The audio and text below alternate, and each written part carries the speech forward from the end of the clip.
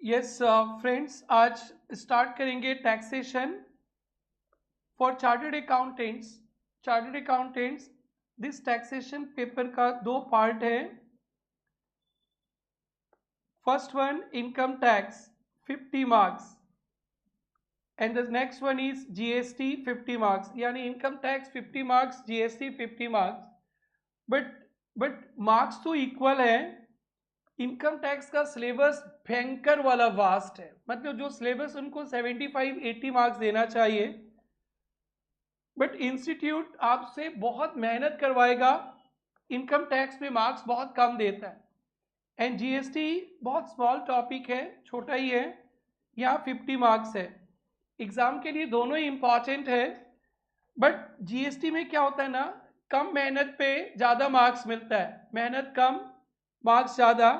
तो जब आप लोग रिवीजन वगैरह भी करो तो पहले जीएसटी कर लेना चाहिए रिवीजन, बिकॉज 50 मार्क्स जल्दी से खत्म होने से कॉन्फिडेंस आ जाता है ना। नहीं तो इनकम टैक्स पढ़ते रहेंगे, खत्म ही नहीं होगा, खत्म ही नहीं होगा, बहुत वास्ट है। इसीलिए इनकम टैक्स इतना वास्ट सिलेबस है और आप लोग से खत्म ही नहीं होगा। तो मैंने क्या किया आप लोगों के लिए, ये इनकम टैक्स को छोटा करके पूरा फुल सिलेबस का रैपिड रिवीजन डाल दिया। आई नो सबको पता है income tax very very very vast.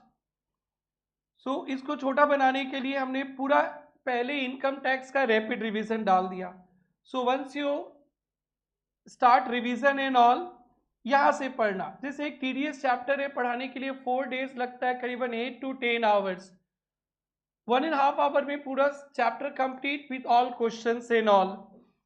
So this is rapid revision. जब भी आप लोग पढ़ाई करोगे, रैपिड रिवीजन से पढ़ाई करना।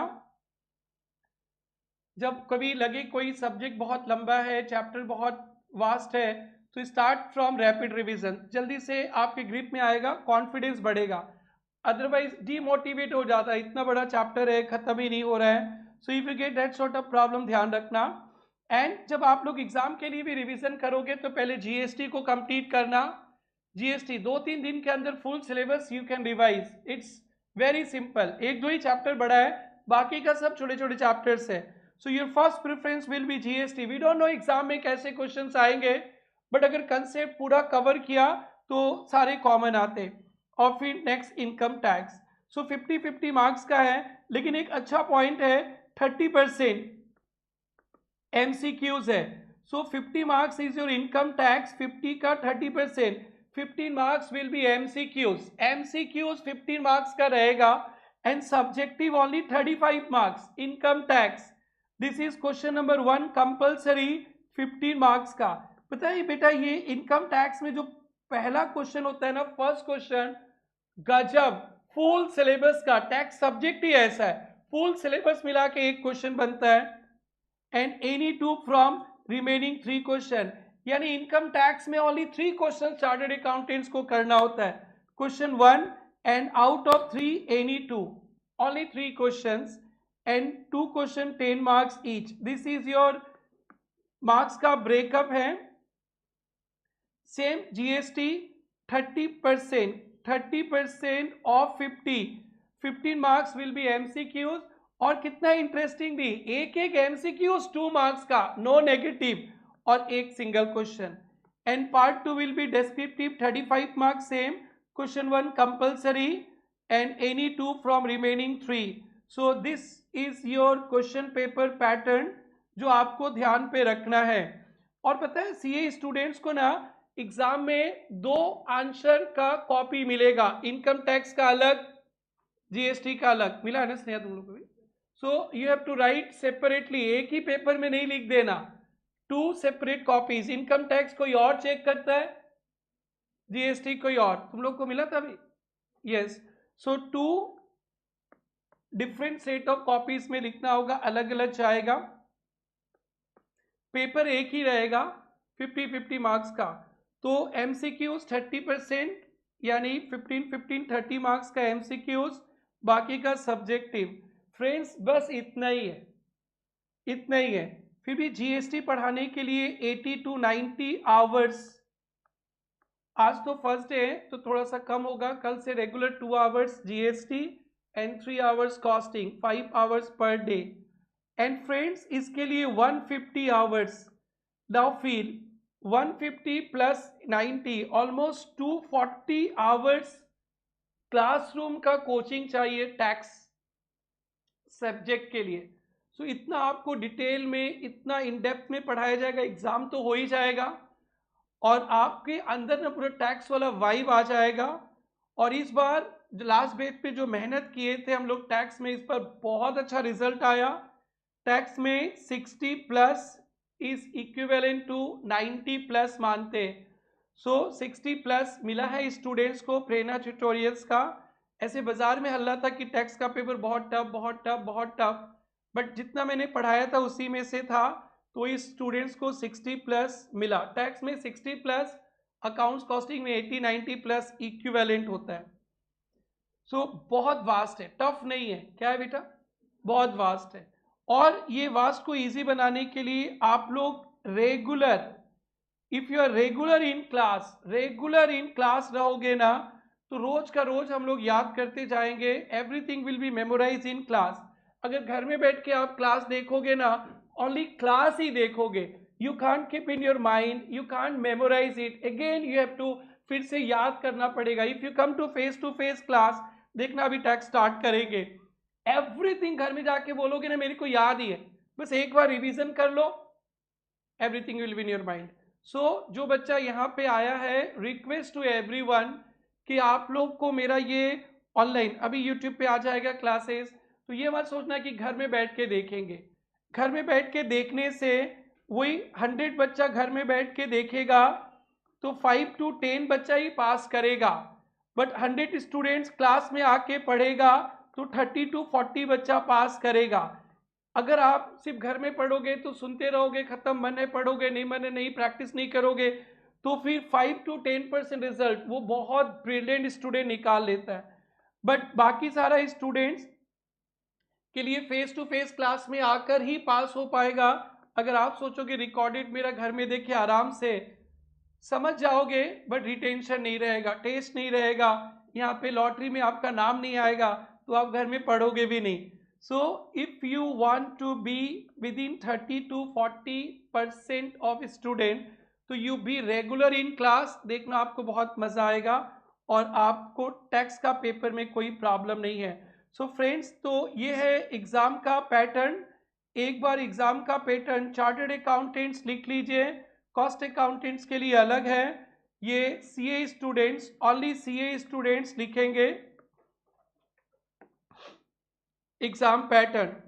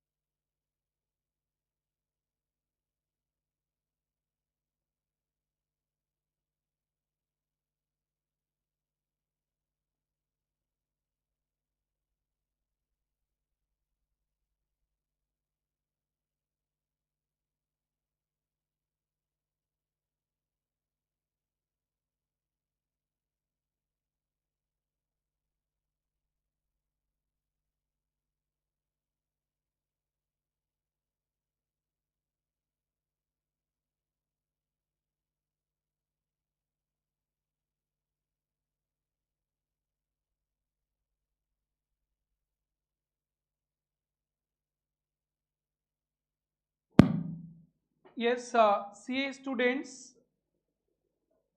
लिखिए, income tax GST 50-50, 30%, 70%, and questions ध्यान रखना, one compulsory, any two from remaining 3.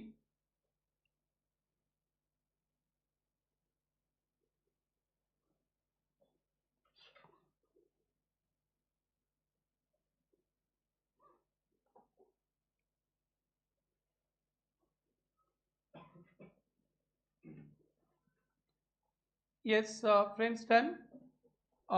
ये सीए का सिलेबस है, अभी चैप्टर वाइज देखकर फ़ायदा नहीं. सीएमए स्टूडेंट्स को थोड़ा ज़्यादा मेहनत करना है. सीएमए स्टूडेंट्स, आप लोग का इनडायरेक्ट टैक्स 50 मार्क्स का आएगा.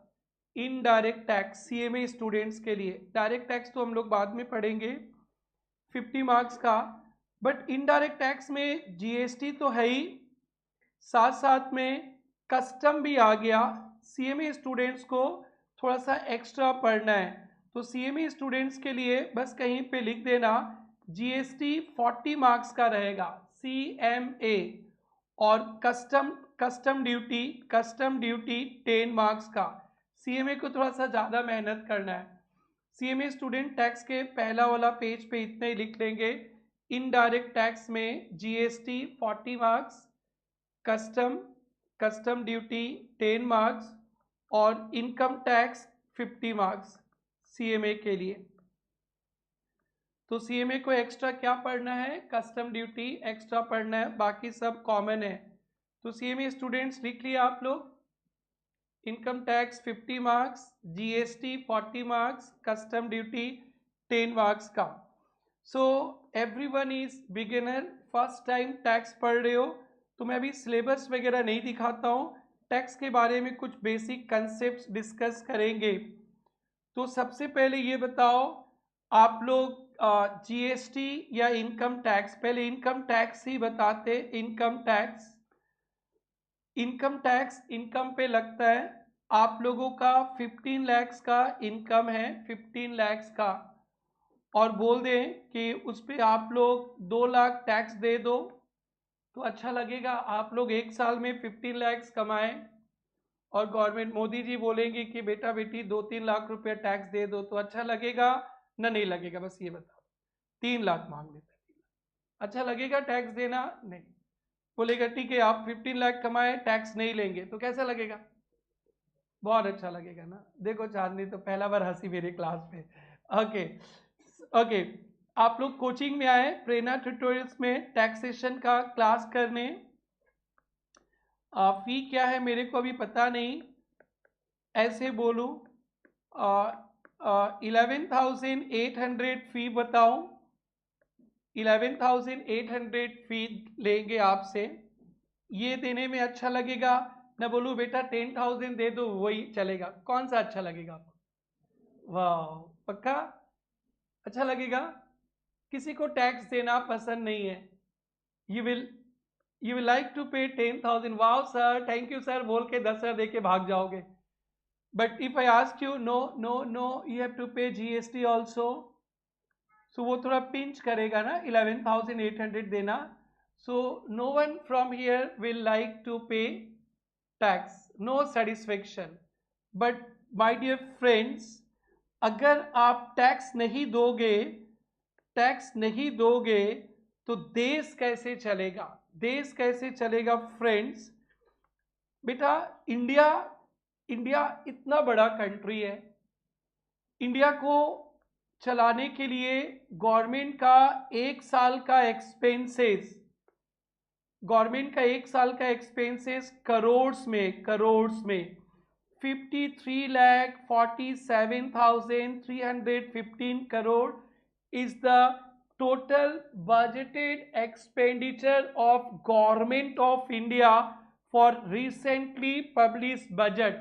जो अभी बजट 26-27 पे आया था, भारत वर्ष में इतना खर्चा है गवर्नमेंट का.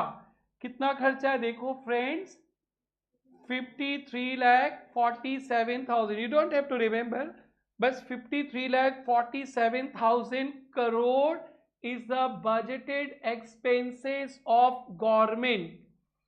सो बेटा ये पैसा कहां से आएगा गवर्नमेंट के पास? आप सबसे मैंने पूछा टैक्स देना अच्छा लगता है, यू सेड नो. जीएसटी देना अच्छा लगता है, you said no. If you don't pay tax, government इतना खर्चा कैसे करेगा?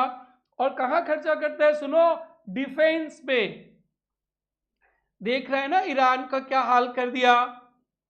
उधर रशिया यूक्रेन लड़ रहा है, इजराइल यूएसए लड़ रहा है, इधर से पाकिस्तान घुस रहा है इंडिया में, उधर से चाइना घुस रहा है इंडिया में. तो आपको क्या चाहिए? डिफेंस स्ट्रांग चाहिए इंडिया का, ना वीक चाहिए? स्ट्रांग. तो डिफेंस स्ट्रांग रहेगा तो डिफेंस पे खर्चा चाहिए ना. वो खर्चा के लिए पैसा टैक्स से आता है. कहां से? टैक्स से.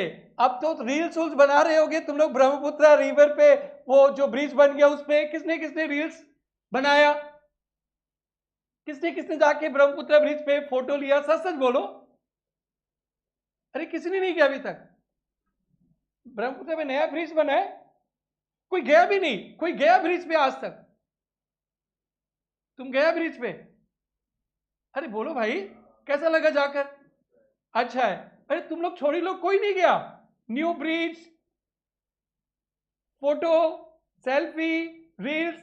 ओके, संडे को मैं ले चलूंगा तुम लोग को, सबको एक साथ रील्स बनाएंगे. तो वो एक बात बताओ, ये ब्रिज कैसे बनेगा? पैसा चाहिए 3,300 करोड़. इंफ्रास्ट्रक्चर इतना डेवलपमेंट, मेघालय में रोड इतना अच्छा हो गया, मणिपुर में भी इतना डेवलपमेंट हो रहा है. वो सब पैसा कहां से आएगा? टैक्स से. कहां से? टैक्स से. इंफ्रास्ट्रक्चर देखो तो क्या मस्त मस्त road, rail connection, Beti Bachao Beti Padhao, free education देता है स्कूल पे गरीब बच्चा को, गवर्नमेंट हॉस्पिटल है, इतने सारे गवर्नमेंट के वेलफेयर स्कीम है. ये सब का पैसा टैक्स से आता है. कहां से? टैक्स से. क्या आप चाहते हो भारत का बॉर्डर डिफेंस वीक हो? बोलो भाई.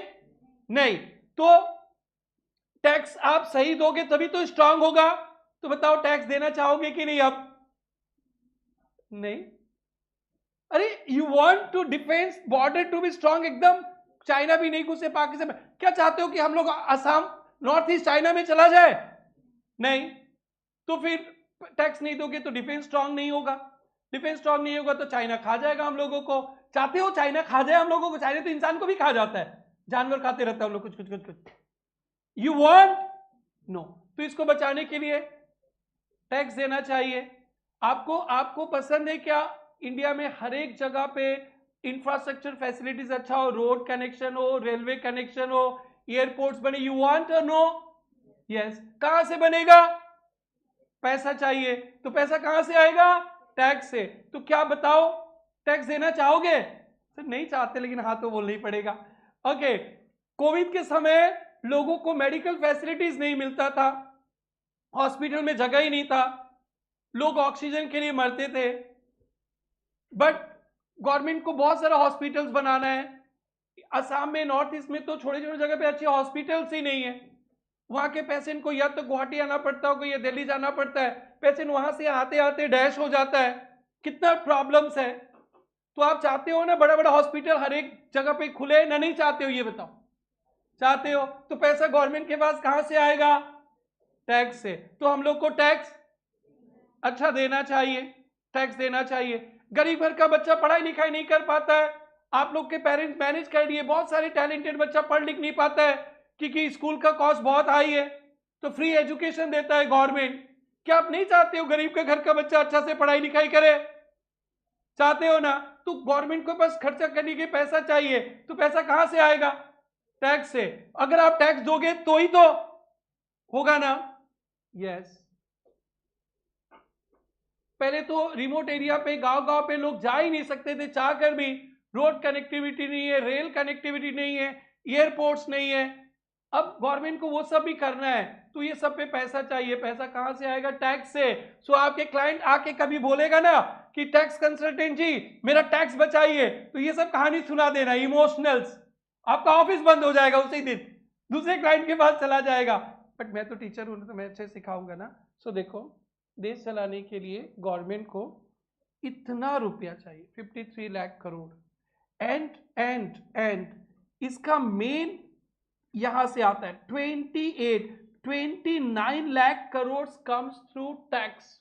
फील करो, out of 53 lakh crore government of India का एक्सपेंडिचर का बजट है, उसे 29 lakh crore will come through tax. And वो सब्जेक्ट आप पढ़ने जा रहे हो जिससे देश चलता है। देखो कितना बड़ा रेवेन्यू है गवर्नमेंट का, आप सीखने जा रहे हो। सो अगर ये टैक्स ही नहीं रहेगा, no defence, no infrastructure, no police, no road connectivity, no railway, no hospital and no education, सब अनपढ़ गंवार लोग AK-47 लेके घूमने लगेंगे, सब पूरा बर्बाद हो जाएगा देश। तो भाई आप बर्बाद करोगे क्या? नहीं, तो फिर क्या देना है? टैक्स। सो ये these are the real facts, ये ध्यान रखना है। सो गवर्नमेंट का major sources of revenue tax के थ्रू है, एंड टैक्स में दो ही टैक्स होते हैं, इनकम टैक्स और GST। थोड़ा बहुत कस्टम होता है। सो आप वो सब्जेक्ट पढ़ने जा रहे हो, सोचो तो, जिससे देश चलता है। ये नहीं तो देश ही नहीं चल पाए। एंड फिर भी देखो गवर्नमेंट का बजट है और फिर भी उनका रिसिप्ट ये 35 लाख करोड़ ही गवर्नमेंट के पास आने वाला है, जिसमें टैक्स से, नॉन टैक्स से और ये 18। और फिर भी गवर्नमेंट का डेफिसिट है देश चलाने के लिए 16,95,000 करोड़। अभी भी गवर्नमेंट को लोन लेकर देश चलाना पड़ रहा है 16,95,000 करोड़। ये 1 साल का लोन है। हमारे अभी जो गवर्नमेंट चल रहा है ना, एकदम सुपर डुपर आगे लोन पे देश चल रहा है, लोन पे। इतना बोरोइंग्स है गवर्नमेंट ऑफ इंडिया का एक्यूमुलेटेड, अभी इतना इंफ्रास्ट्रक्चर डेवलपमेंट हो रहा है मैक्सिमम बोरोइंग से।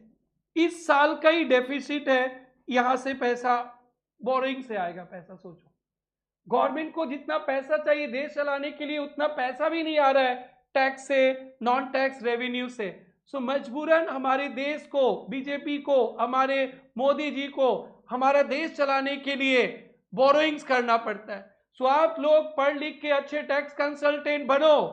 आप लोग इंश्योर करो कि प्रॉपर टैक्स जाए गवर्नमेंट तक। करोगे नहीं अलग बात है, प्रॉपर टैक्स जाए गवर्नमेंट तक, तो कम से कम ये सब तो डेफिसिट ना होए। तो थोड़ा देर पहले आप लोग टैक्स देना नहीं चाह रहे थे, मैंने आपको समझाया कि आपका पैसा से देश चलता है, तो फिर आपको टैक्स देना है, ठीक है।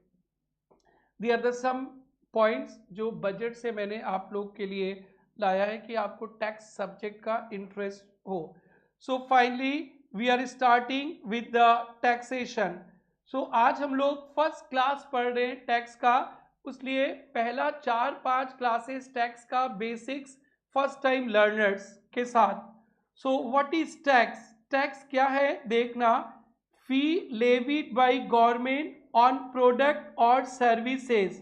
So from today if you want to know what is tax, so बोलना tax is a fee levied by government on products or services, product services पे and income पे, product पे, services पे and income पे tax लगेगा, इनको बोलते हैं टैक्स।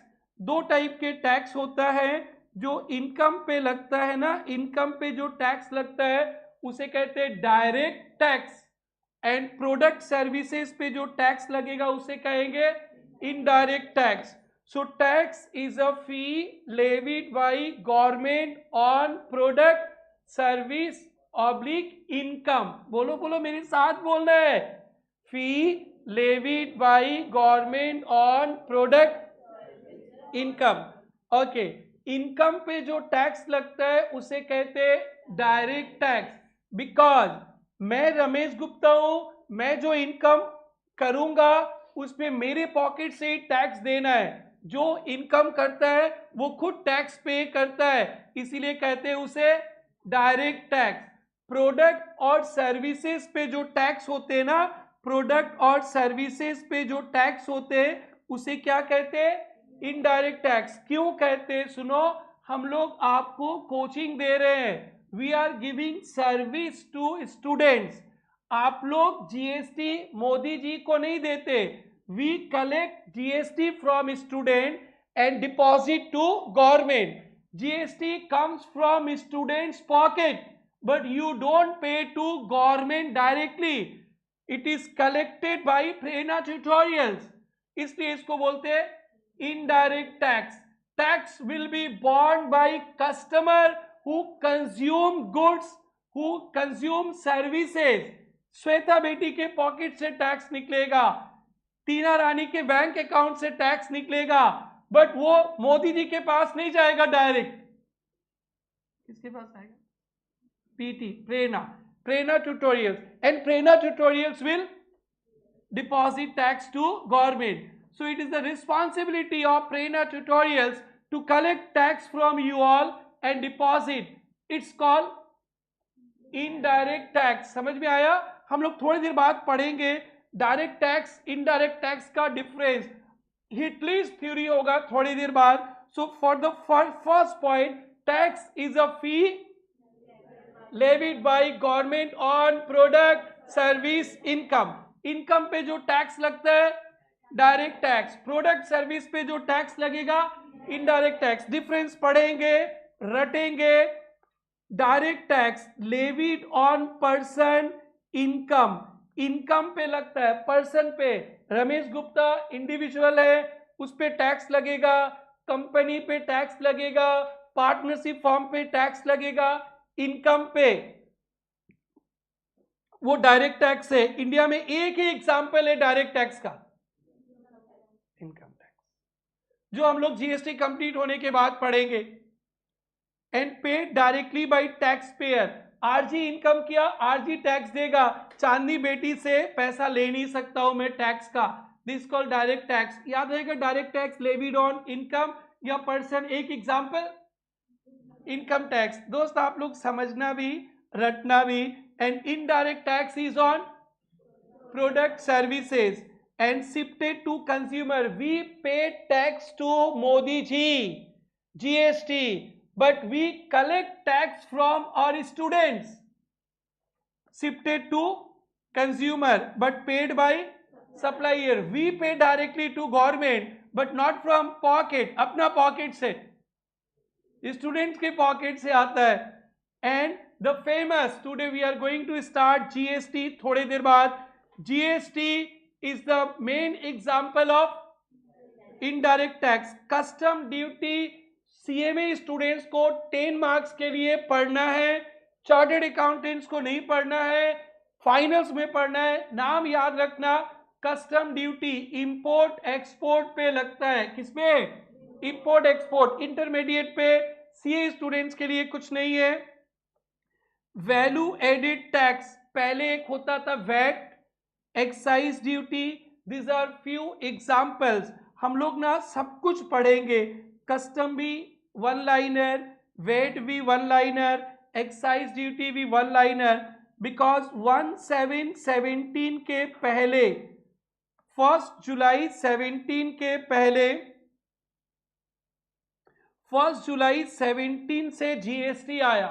1 जुलाई 17 के पहले बहुत सारे इनडायरेक्ट टैक्सेस थे, लॉट्स ऑफ डिफेक्ट्स था। तो वो डिफेक्ट्स एग्जाम पे आता है। थोड़ा सा हम लोगों को बिफोर 1717 भी पढ़ना है। तो जीएसटी का जन्म कितना तारीख को हुआ? एमसीक्यूज के लिए याद रखना। हैप्पी बर्थडे कब? 1 जुलाई 2017 पे। बट जम्मू कश्मीर ने बर्थडे थोड़ा लेट मनाया, जेएनके ने बर्थडे थोड़ा लेट मनाया। 8 जुलाई 17 will start GST later on. आपको याद रखना है जीएसटी का हैप्पी बर्थडे 2 बार मनाया गया। ऑल इंडिया पे 1 जुलाई 17 एंड जेएनके पे 8 जुलाई 17। जीएसटी इंप्लीमेंट इस तारीख से हुआ। इसके पहले इंडिया में बहुत सारे इनडायरेक्ट टैक्स थे। आपके सीनियर्स का माथा खराब हो जाता था, वैट, एक्साइज वगैरह वगैरह। ऑलमोस्ट 10 और 9, 18 या 19 टैक्सेस, 18 19 टैक्सेस को मर्ज करके सब खत्म करके जीएसटी बना दिया। ये नहीं था ना तो इतना आपके सीनियर्स को पढ़ना पड़ता था। सो आप लोग का जिंदगी कितना आसान हो गया, क्योंकि थोड़ा बहुत टाइम रील शॉर्ट्स पे भी देना पड़ता है ना, इसलिए पहले उनके नहीं देना पड़ता था, उनको ज्यादा पढ़ाना होता था। नाउ ये हो गया। तो आपको याद रखना है first happy birthday to you GST 1 जुलाई, एंड जैन के वाले लोग थोड़ा लेट मनाते 8 जुलाई, याद रखना, will go later on. So friends, ये आप लोगों को फर्स्ट टॉपिक बेसिक्स जीएसटी, अभी टाइम लगेगा स्टार्ट करने के लिए, शायद मैं नेक्स्ट क्लास में करूंगा। आज टैक्स का first point, what is tax बोले तो क्या बोला, एक मिनट अब बोलो, fee levied by government on product service income, बस खत्म। So there are two types of tax, income पे जो टैक्स लगेगा डायरेक्ट टैक्स, प्रोडक्ट सर्विसेज पे जो टैक्स लगेंगे इनडायरेक्ट टैक्स। क्यों डायरेक्ट टैक्स बोलते हैं, क्यों इनडायरेक्ट टैक्स, क्योंकि इनकम पे जो टैक्स लगेगा income tax burden cannot be shifted. RG का टैक्स है, आज कितना तारीख है, 10 तारीख, 15 मार्च को मेरे को टैक्स देना है, 15 मार्च को इनकम टैक्स। सो इधर से मांगूंगा क्या, आई हैव टू पे फ्रॉम माय ओन पॉकेट। फिर 20 मार्च को मेरे को जीएसटी देना है, 20 मार्च को जीएसटी। यू नो फ्रेंड्स, अभी 15 मार्च को मेरा मेरा चेहरा ना एकदम दुखी दुखी दुखी दुखी, एकदम दुखी राम की तरह ऐसे रहेगा। आप बोलोगे सर दुखी क्यों हो, अरे टैक्स देना है भाई, 50,000 रुपीज जमा करना है मेरे को, एकदम दुखी दुखी रहेंगे, एनर्जी नहीं रहेगा, because it goes from my pocket. And 20 मार्च को आप लोगों का बहुत एडमिशन है, मेरे को 1,50,000 जीएसटी देना है, एकदम सूट बूट में आएंगे, चाल ढाल पे आएंगे, कोई टेंशन नहीं रहेगा। Why this feeling, on 15 March I have to pay tax 50,000, उला लाला हो जाता है मेरा, and 20 March I have to pay GST 1.5 lakh, no problem, एकदम शाहरुख खान स्टाइल में आएंगे। क्यों, 50,000 is more or 1,50,000 is more, but I don't have any problem of paying 1,50,000, but I have problem paying 50,000. What's the problem? Sir, income tax you are paying from your pocket, अपने pocket से जाता है ना तो छुपता है, and the GST you are paying from students pocket, you don't पे। देखो अब हंसने लगी, अब समझ में आ गया तुम लोग को। एंड जीएसटी तो you have collected from us and you are paying, so it will not pinch you, कौन पिंच करता income tax. So direct tax is paid by the person who earn income, burden can not be shifted, तो 50,000 भी बहुत तकलीफ होता है, but indirect tax is collected from students, so फिर वो पिंच भी नहीं करता है, तकलीफ भी नहीं होता है, इसलिए बोलते हैं इनडायरेक्ट टैक्स। एक बार क्लियर है, कुछ इनडायरेक्ट टैक्स का एग्जांपल बता दो ना। जीएसटी तो जान है तुम लोगों का। नेक्स्ट, हाँ, कस्टम ड्यूटी जो कभी मिलेगा नहीं, सीएमए को मिलेगा थोड़ा सा, वैट भी कभी नहीं मिलेगा, किसी को नहीं मिलेगा, खत्म हो गया। एक्साइज ड्यूटी भी कभी भी नहीं मिलेगा, किसी को नहीं मिलेगा, बट थोड़ा थोड़ा एक दो जगह पे ना एक्साइज वैट भी है, मतलब कुछ कुछ पेट्रोलियम प्रोडक्ट्स है ना, पेट्रोलियम प्रोडक्ट्स वगैरह, उस पे ना जीएसटी अभी आया नहीं, क्योंकि पेट्रोलियम प्रोडक्ट पे ना बहुत ज्यादा टैक्स मिलता है गवर्नमेंट को, बट जीएसटी का रेट मैक्सिमम 40% ही हो सकता है। कितना परसेंट, 40, बट गवर्नमेंट को ना उस बहुत ज्यादा टैक्स मिलता है पेट्रोलियम प्रोडक्ट, उसने पेट्रोलियम प्रोडक्ट को जीएसटी में नहीं रखा है। जीएसटी में रख देगा ना, पेट्रोल सस्ता हो जाएगा, डीजल सस्ता हो जाएगा, फिर गवर्नमेंट का हालत डैश हो जाएगा। सो नहीं है, तो वहां पे ना अभी भी एक्साइज वैट लगता है लिमिटेड पर्पस के लिए, तो उस लिमिटेड पर्पस के लिए आज भी एक्साइज वैट है, ओनली पेट्रोलियम प्रोडक्ट्स के लिए, और सब के लिए नहीं है। इसलिए आपको ना एक दो लाइन वैट एक्साइज भी सीखना है, और जब जीएसटी आएगा एकदम रेडी हो जाएंगे, और हम लोग नेक्स्ट क्लास से जीएसटी करेंगे। एक बार क्लियर है सबका एवरीवन? तो अपनी कॉपी में बेसिक कंसेप्ट बना के लिखना स्टार्ट करेंगे। अपने कॉपी में पेज नंबरिंग करो, पहले पेज नंबरिंग, फर्स्ट 10 पेजेस पे नंबर कर दो, फर्स्ट 10 पेजेस पे नंबरिंग करो, फर्स्ट 10 पेजेस पे नंबरिंग करना है।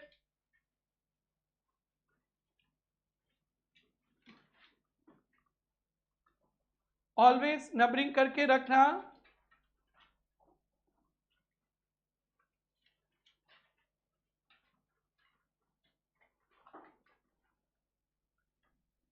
यस, फर्स्ट पॉइंट लिखेंगे।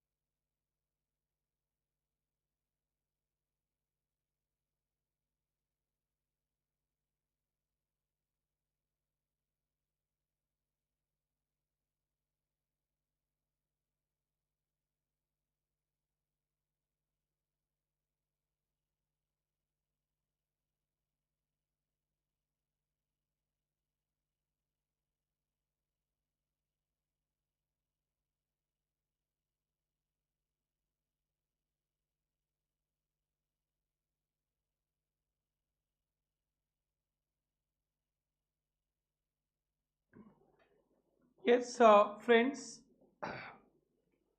ये हो गया सबका। तो ये याद रखना है, डायरेक्ट टैक्स के नाम पे भारत में एक ही टैक्स मिलेगा, इनकम टैक्स, जो हम लोग जीएसटी के बाद कवर करेंगे। और इनडायरेक्ट टैक्स के नाम पे बहुत कुछ मिलेगा, GST, custom, VAT, excise. But आपका सीए इंटर पे जीएसटी है, सीएमए इंटर और सीएस पे जीएसटी कस्टम दोनों है। वैट एक्साइज ड्यूटी ये ख़त्म हो गया है, लिमिटेड पर्पस के लिए है, लिमिटेड पर्पस के लिए। तो हम लोग को एक दो लाइन इसके बारे में नॉलेज चाहिए। सो दो टाइप के टैक्सेस होते हैं, हिट लिस्ट क्वेश्चन है सबके लिए। Difference between DT IDT. So DT IDT का डिफरेंस तो फर्स्ट पॉइंट से पता चल गया। डीटी लगता है इनकम पे, आईडीटी लगता है प्रोडक्ट सर्विसेज पे। डीटी का बर्डन शिफ्ट नहीं कर सकते, आईडीटी का बर्डन शिफ्ट करते हैं कस्टमर पे। Is it okay? DT payment करते समय आरजी का उला लाला हो जाता है, आईडीटी पेमेंट करते समय आरजी तो एकदम पूरा स्टाइलिश पर्सन से आते हैं। नहीं क्या कोई बताया था ना? डीटी पिंच करता है, आईडीटी पिंच नहीं करता है। तो डीटी पेमेंट करते समय आरजी चोरी करना चाहता है, आईडीटी पेमेंट करते समय दोनों हाथ से भर भर के देता है। क्यों भाई? खुद के पॉकेट से जाता है ना। सो इज इट ओके यार? बेटा 5 नंबर का क्वेश्चन है, ये समझ में आ गया। डीटी डीटी का बर्डन शिफ्ट होता है क्या? नहीं, आईडीटी का बर्डन शिफ्ट होता है। और सुनो ना, आप लोग कितने, बहुत सारे बच्चे, क्लास भी स्टार्ट नहीं हुआ था, आपने एडमिशन ले लिया और जीएसटी दे दिया। यस और नो? लास्ट बेंच बेटी, आप लोग एडमिशन पहले लेके जीएसटी पे कर दिया। बिफोर सर्विस रिसीव यू पे टैक्स। यस और नो? बट इनकम टैक्स में ऐसा नहीं होता है। इनकम टैक्स में आप पूरा 1 साल में इनकम करो, पूरा 1 साल का इनकम देखकर फिर बाद में टैक्स दो। इनकम टैक्स इनकम करने के बाद देना होता है। बट इनडायरेक्ट टैक्स, आज कोई बच्चा एडमिशन ले लिया, कल कोई बच्चा एडमिशन ले लिया, तो कोचिंग तो पड़ेगा बाद में, पर टैक्स पहले। तो आईडीटी प्रोडक्ट सर्विस मिलने से पहले देना पड़ता है। समझ में आया क्या? बाद में भी देना पड़ता है, बट आप लोगों ने तो एडमिशन तो पहले ले लिया ना, तो आपने तो कोचिंग किया ही नहीं, फिर भी क्या दे दिया? GST. So IDT is paid before product services are received, but income tax is paid when income is received. आपको जब इनकम टैक्स पढ़ाएंगे ना, बताएंगे एक साल मार्च तक यू अर्न इनकम, मार्च तक पूरा इनकम अर्न करने के बाद में टैक्स देना। आपको पता चलेगा ना how much you have earn, एक साल का इनकम पता करने के बाद देना है। So DT is paid after income is earn, but IDT is paid before product services are received. And सुनो ना, डायरेक्ट टैक्स क्या, इनडायरेक्ट टैक्स क्या होता है? ये कैलकुलेटर है ना, ये कैलकुलेटर कोई भी खरीदे, इंडिया में कोई भी खरीदे, रिक्शा वाला भी खरीदे अपने बच्चा के लिए, मोमो वाला खरीदे अपने बच्चा के लिए, या मैं खरीदूं अपने बच्चा के लिए, या अंबानी अदानी खरीदे कैलकुलेटर, तो सबके लिए आईडीटी एक ही है, प्राइस सबके लिए एक ही है, ये बढ़ता नहीं है, सबके लिए एक है। हाँ, उन लोग तो हीरा का खरीदेगा, अलग बात है। अरे अंबानी अदानी तो डायमंड का कैलकुलेटर खरीदेगा, अलग बात है। बट ऐसा खरीदे तो वो बोलेगा अंबानी आया इसका 1 करोड़ बोल दो, ऐसे थोड़ा ना बोलेंगे, सबके लिए सेम। बट डीटी ऐसा नहीं है। डीटी में क्या है ना, जितना आप रिच बनोगे ना टैक्स बढ़ते जाएगा, जितना रिच बनोगे टैक्स बढ़ते जाएगा। सो डीटी इज प्रोग्रेसिव। डीटी का रेट आप लोग को सिखाएंगे 5%, थोड़ा इनकम ज्यादा हो गया 20%, और ज्यादा हो गया 30% तक हो जाता है, 5, 20, 30 ऐसे ऐसे बढ़ते रहता है डीटी। बट आईडीटी इस कैलकुलेटर का कोई भी खरीदे, अभी संजू सैमसन बहुत कमाया होगा ना, T20 कौन कमाया सबसे ज्यादा? वो तो रोज ही मेहनत में जा रहा था, तो पता नहीं उसमें कि भगवान अलग ही आशीर्वाद दे दिए, हे भगवान वो संजू सैमसन आशीर्वाद हमारे बच्चों पे दे देना, पाड़ दे सारे पेपर टैक्स में। इस बार 64 आया, लोग 74 ला दे टैक्स में। सुनो ना, कोई भी खरीदे ये सेम रहेगा, तो ये बढ़ेगा नहीं, ये सबके लिए सेम रहेगा। तो रिग्रेसिव नेचर बोलते हैं, क्या बोलते हैं? रिग्रेसिव। और डीटी प्रोग्रेसिव। सो आप लोग को जब डीटी पढ़ाएंगे ना, आपका इनकम 10 लाख से ऊपर होता है ना, 30% टैक्स लग जाता है, 10 लाख तक रहता है 20% टैक्स लगता है। तो more richer you become, more tax you have to pay, तो progressive. But DT is regressive. ये थोड़ा नया टर्म है, समझ में आ रहा है? प्रोग्रेसिव मतलब जैसे जैसे अमीर होते जाओगे टैक्स भी ज्यादा, बट आईडीटी सबके। Yes yes, done done done. ये पहला इंपॉर्टेंट डिस्कशन हम लोग करने जा रहे हैं दोस्तों, डिफरेंस बिटवीन डीटी और आईडीटी। डीटी किस पे लगता है? इनकम पे। आईडीटी किस पे? Product service. याद कर लेना सबको इसको। DT is paid by person directly and IDT is recovered from customer. DT is paid after income is earn, March के बाद देना होता है भाई, ऐसे एस्टिमेट करके थोड़ा थोड़ा देना होता है, फाइनल हिसाब किताब मार्च के बाद। बट आईडीटी इज पेड कब दिया आपने? आईडीटी कब दिया? जीएसटी कब दिया? सुबह सुबह टैक्स, सुबह सुबह फी पे किया, टैक्स दिया, पढ़ा था उस समय? हाँ, तो पैसा पहले पैसा दे दिया। So paid before product services are received. DT का कलेक्शन बहुत टफ है। क्यों टफ है? क्योंकि आपके पॉकेट से जाता है। पता है ना, 50,000 देते हैं ना, मन करता है उसमें से भी बचा लूं 1,000 2,000, एकदम दुखी दुखी रहता हूँ। और आईडीटी का 2 लाख देते समय भी फीलिंग्स नहीं आता है, और 50,000 देने से भी अपने कंसिडर को बोलते हैं चलो ना इसको थोड़ा बचाओ ना, बट नहीं बचाना है मेरे को, मैं पढ़ा लिखा इंसान हूं, डिफेंस स्ट्रांग चाहिए, इंफ्रास्ट्रक्चर चाहिए, वेलफेयर एक्टिविटीज चाहिए। सो डीटी का कलेक्शन इज टफ। क्यों टफ? खुद का पॉकेट जाता है बेटा, तुम लोग बोलोगे नहीं तो कैसे होगा भाई। और आईडीटी का कलेक्शन वेरी इजी, वो भी किसके पॉकेट से जाता है?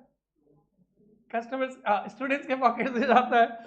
dt is progressive. ये टर्म आप लोग डाइजेस्ट कर पा रहे हो क्या? You all are sitting for the first time in front of me, समझ में आ रहा है? प्रोग्रेसिव का मतलब बढ़ते जाएगा, जितना अमीर रिच बनोगे उतनी ज्यादा टैक्स। बट ये कैलकुलेटर रिच खरीदे, गरीब खरीदे, अमीर खरीदे, कुछ भी सबके सेम।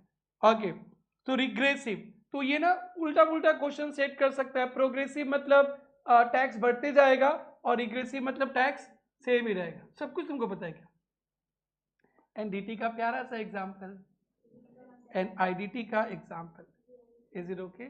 सो हम लोग अभी तो अच्छा से सिलेबस भी नहीं देखे हैं, 2-3 दिन बाद देखेंगे, बट फिर भी ये very very important for exam. Is it cool बेटा? आपको समझ में आ रहा है? ओके, सो आप लोग फटाफट नोट नंबर 2 में डिफरेंस लिख लीजिए, फिर उसके बाद हम लोग आगे बढ़ेंगे।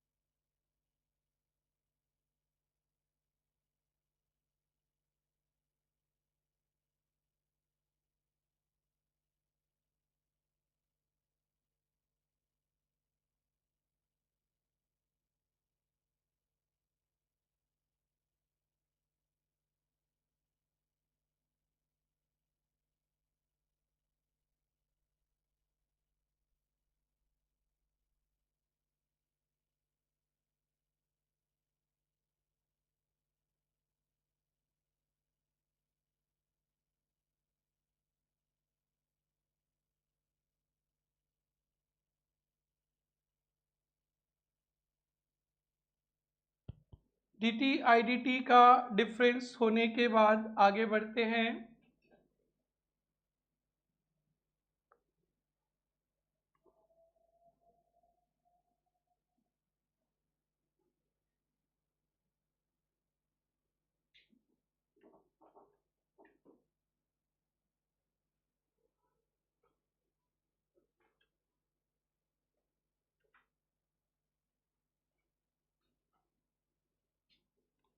यस, बड़े आगे, लास्ट पेज डन।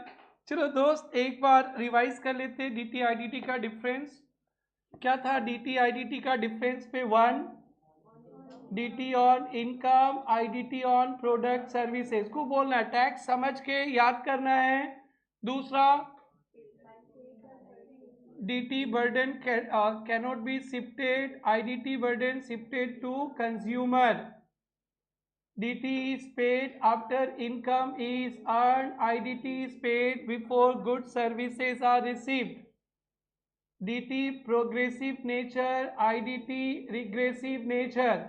हिंदी में लिख लेना, प्रोग्रेसिव मतलब बढ़ता है और रिग्रेसिव मतलब सेम रहता है। ये टफ टर्म है। और क्या था? dt का कलेक्शन टफ, आईडीटी का कलेक्शन इजी, डीटी का एग्जाम्पल इनकम टैक्स, आईडीटी का example GST, custom, VAT, excise. Friends, 1 जुलाई 17 से बहुत बड़ा चेंजेस हुआ आईडीटी में। तो बिफोर 1 जुलाई 17 को जो जो आईडीटी में था उसका डिस्कशन करेंगे।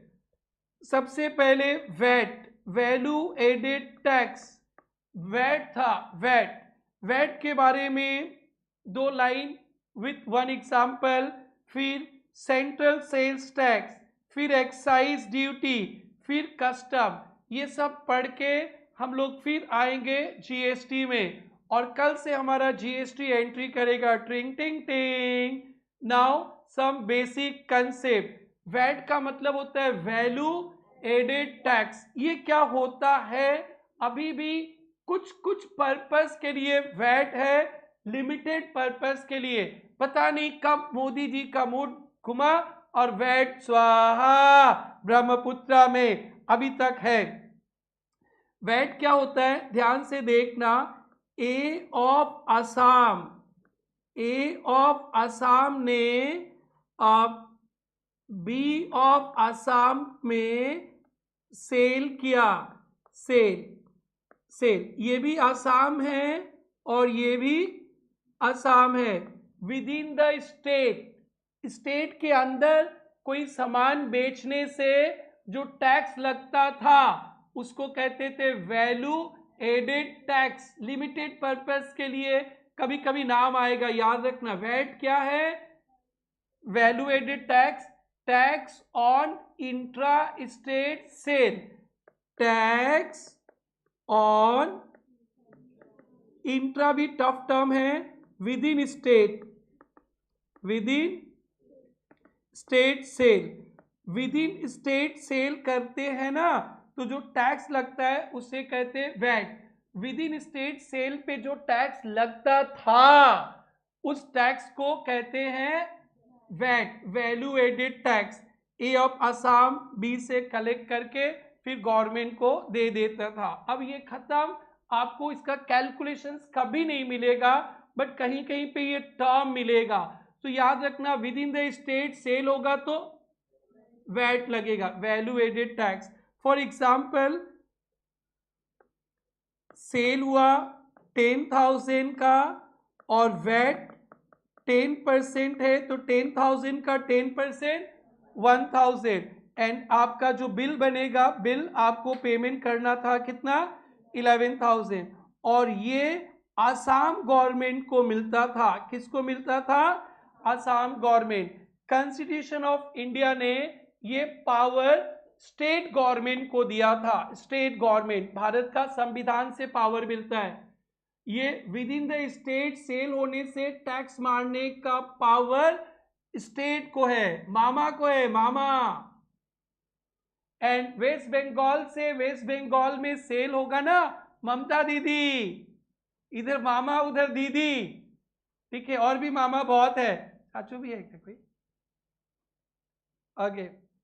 सो जिस स्टेट में सामान बेचेंगे उस स्टेट गवर्नमेंट के पास पावर है टैक्स मारने का, उसी को बोलते हैं वैट। क्लियर है? इतना ही जानना है आपको। 1/7/17 से वैट खत्म। कुछ लिमिटेड पर्पस के लिए वैट है, बाकी खत्म। तो वैट पूरा खत्म हो गया बोलेगा तो बोलना नहीं, कल मिल जाएगा। 5 पेट्रोलियम प्रोडक्ट्स पे और कुछ कुछ जगह पे अभी भी वैट है, बट नॉर्मली आपको क्वेश्चंस नहीं मिलेगा। बट हम लोग यहाँ पे पढ़ाई करते हैं ना, वो क्वेश्चंस के लिए नहीं पढ़ते, वो ऑफिस के लिए पढ़ते। तो ऑफिस में थोड़ा बहुत वैट दिख सकता है, बट स्टूडेंट लाइफ में वैट नहीं दिखेगा। Is it okay? So VAT खत्म हो गया। कितना तारीख से हैप्पी बर्थडे? 1 जुलाई से। कोई कोई गलती से तुम्हारा हैप्पी बर्थडे पूछ ले तो मत बोल देना 1 जुलाई 17। इतनी भी बुरी तरह से याद मत कर लेना, नहीं तो बोलेगा पगलू हो गया क्या, हमने टैक्स पढ़ा, टैक्स, हम टैक्स के दीवाने हो गए, ऐसे मत बोल देना। तो वैट समझ में आया? Who levy? State government. कौन सा स्टेट गवर्नमेंट? जिस स्टेट में सेल होगा, असम में सेल होगा तो असम, वेस्ट बंगाल में सेल होगा वेस्ट बंगाल, इसका पूरा पैसा मामा के पास, स्टेट गवर्नमेंट के पास, ठीक है ना। अब सुनो इंटरेस्टिंग, जब जीएसटी आया ना, जीएसटी इसमें दोनों टैक्स मारता है, असम कल मिलेगा, असम मामा और मोदी, समझेगा ना, मामा मतलब असम गवर्नमेंट एंड मोदी मतलब मोदी जी, सॉरी मोदी जी मतलब central government. Okay, so problem क्या था ना बेटा, ये जो असम के अंदर माल बेचेगा तो कॉन्स्टिट्यूशन ने किसको पावर दिया, देखो स्टेट गवर्नमेंट को, सेंट्रल इस पे टैक्स नहीं मार सकता है, यही तो प्रॉब्लम था। नहीं तो जीएसटी का हैप्पी बर्थडे 1 जुलाई नहीं 17 नहीं, कांग्रेस के जमाने में आ जाता। ये प्रणब मुखर्जी जी बहुत पहले सपना देखे थे, बट जीएसटी लाने के लिए ना कॉन्स्टिट्यूशन ऑफ इंडिया में चेंज करना था, कॉन्स्टिट्यूशन को चेंज करना था। और जब यूपीए का गवर्नमेंट था ना कांग्रेस के साथ, तो कांग्रेस चाहता था बट उसके साथ वाला लोग सपोर्ट नहीं करता था, तो कॉन्स्टिट्यूशन अमेंड नहीं कर पाया। नहीं तो जीएसटी अभी बीजेपी गवर्नमेंट वाला हम लाए हम लाए हम लाए, ठेंगा तुम लाए, ये तो कभी आ जाता भारत में। बस यूपीए का किस्मत खराब था कि लालू जी इनके सपोर्ट में थे, जैसे ये जीएसटी आता लालू जी सपोर्ट हटा देते, सीधा गवर्नमेंट गिर जाता। वो यूपीए गवर्नमेंट में कांग्रेस के पास सपोर्ट नहीं था ये कॉन्स्टिट्यूशन बदलने के लिए, इसलिए जीएसटी नहीं आया। और जैसे 2014 में मोदी जी का मेजोरिटी के साथ गवर्नमेंट आया, उनको सपोर्ट का जरूरत ही नहीं था, उनके पास मेजोरिटी और टन से बिल पास करवा दिया, कॉन्स्टिट्यूशन अमेंड कर दिया। वो कॉन्स्टिट्यूशन अमेंडमेंट का नंबर भी याद रखना पड़ेगा आपको, कैदी नंबर 101, 101st अमेंडमेंट हुआ है कॉन्स्टिट्यूशन का, किसके लिए, जीएसटी के लिए। पहले आसाम में माल बेचने से ओनली मामा टैक्स मारते थे, मोदी जी नहीं, अब मोदी जी भी मारेंगे, उनको अधिकार किसने दे दिया, constitution 101st amendment, constitution amendment, ये बहुत इंपॉर्टेंट है, ये इसके कारण रुक गया था, नहीं तो अभी तो ये तो मेजर, अभी माइनर है ना, 17 में आया था, वो कभी आके ना अभी शादी विवाह हो जाता जीएसटी का, बाल बच्चे हो जाते जीएसटी का, अभी आया क्योंकि वो यूपीए गवर्नमेंट ने उसको कॉन्स्टिट्यूशन अमेंड नहीं कर पाया, वो मेजोरिटी चाहिए ना उसके लिए कुछ। सो अब असम के अंदर माल बेचेंगे ना तो स्टेट गवर्नमेंट का भी टैक्स लगेगा और सेंट्रल गवर्नमेंट, वो कौन सा अमेंडमेंट के थ्रू आया वो नंबर्स याद रखना, 101, कैदी नंबर 101 बोलना, ऐसे कोई बात नहीं है। और नहीं याद रखने से भी होगा, हम लोग यहाँ पे पढ़ेंगे, हमारे पास है ये देखो कॉन्स्टिट्यूशंस, ये पूरा, अभी बुक नहीं खोलना भाई, 2 दिन बुक नहीं खोलना आप लोगों को, ये देखो जो जो अच्छा अच्छा पॉइंट्स है बोलते चलेंगे। 101st अमेंडमेंट, यहाँ पे यही लिखा है जो मैं बोल रहा हूँ, यही लिखा हुआ है, तो आप लोग को ये प्रेरणा के बुक से नहीं पढ़ना है, वो पूरा कॉपी में लिखा उखा के रटा देंगे, ऐसे बुक तो देखना ही है। देखो स्टेट गवर्नमेंट के पास पावर था tax on sale of goods, था ना, बट आज असम में कोई माल बेचेंगे ना, स्टेट भी टैक्स मारेगा सेंट्रल भी, तो who has given that power, ये कॉन्स्टिट्यूशन अमेंड करके फिर वहां पे आर्टिकल 246A डाल दिया है, 246A। तो ये सब कुछ कुछ नंबर्स है जो related to constitution of India, MCQs पे क्वेश्चंस आते, छोड़ो वो सब बातें कल से करेंगे, आज तो आप लोग डर ही जाओगे, तो अच्छी अच्छी बातें याद रखना। कैदी नंबर 102, 101, ये आपको मार्क्स दिलाएगा। So first topic is VAT, VAT is what, tax on sale of goods within state, and the state government collect tax, and पूरा खजाना किसका भरता है, स्टेट गवर्नमेंट, सेंट्रल गवर्नमेंट को ठेंगा मिलता है। सो इनडायरेक्ट टैक्सेस के बारे में कुछ लिखते चलेंगे, इनडायरेक्ट टैक्सेस लिखकर 4-5 टैक्सेस का नाम लिखेंगे। Number 1 VAT, value added tax, number 1 VAT, value added tax, इसके बारे में 2 लाइन लिखेंगे। Tax levied by state government tax levied by state government, tax levied by state government on intra-state sale, on intra-state sale, tax levied by state government on intra-state sale of goods.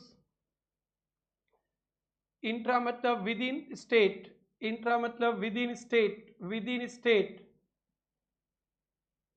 For example A of Assam, for example A of Assam sold goods to B of Assam, A of Assam sold goods to B of Assam rupees 10,000,